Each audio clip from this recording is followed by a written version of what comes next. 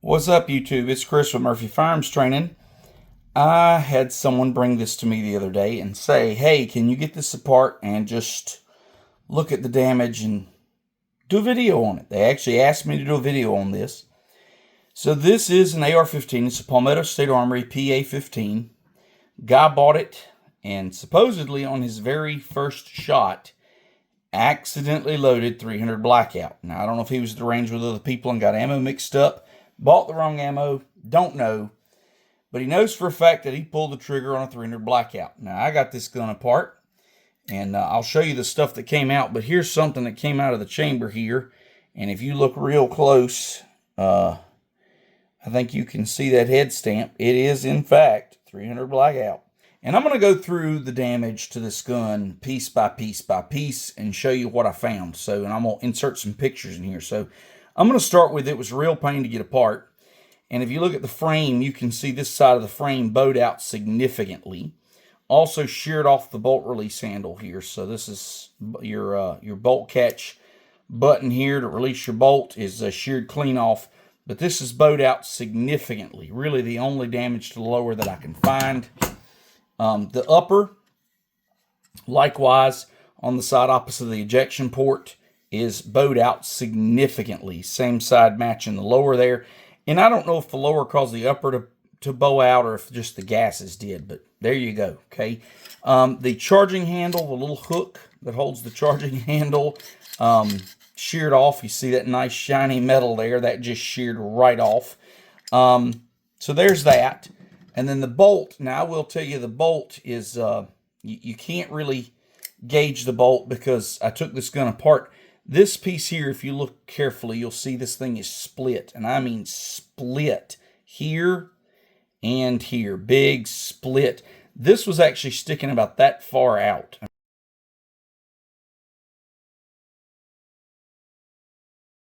I mean, it was really peeled out. And I actually hammered it back together to get it out of the gun, to get the gun apart. But it was peeled out pretty badly. And if you look, you can actually see brass. I mean, you can see brass all over this bolt head.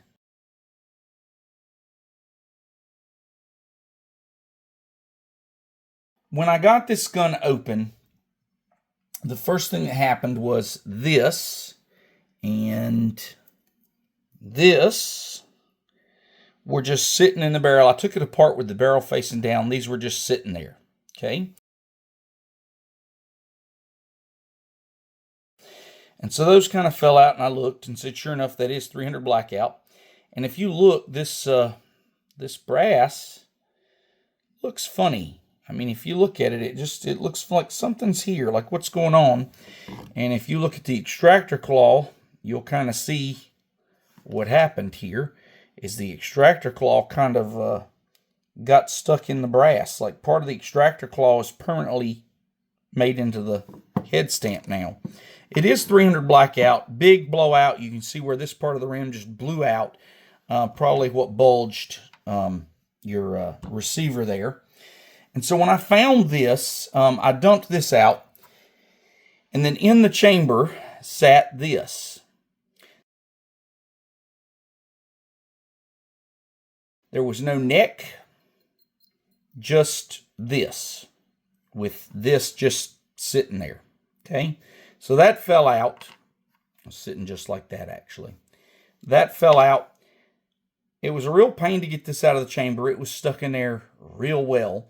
But I got this out of the chamber. And one of the interesting things is I've never seen a gun. I've never autopsied a gun like this. I expected there would be a 30 caliber bullet in this barrel. And again, I'll put the pictures in the video, but you look through here and you can actually see down the barrel. And so then I looked and I could see this after I got the brass out. And so I went with a cleaning rod and I tapped this out and voila, you got this. And you can see the rifling. If you look very closely, you can see the rifling just engraved on that.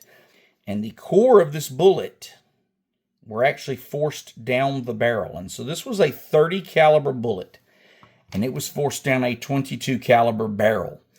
And the interesting thing about that to me is I think because that bullet was forced down the barrel and could alleviate some of the pressure in that direction, there was less damage to the lower and the upper than there would have been had that bullet not been forced down the barrel. Okay, and so if you look down this barrel, it's very dirty looking. I can't find any noticeable bulges anywhere from the exterior.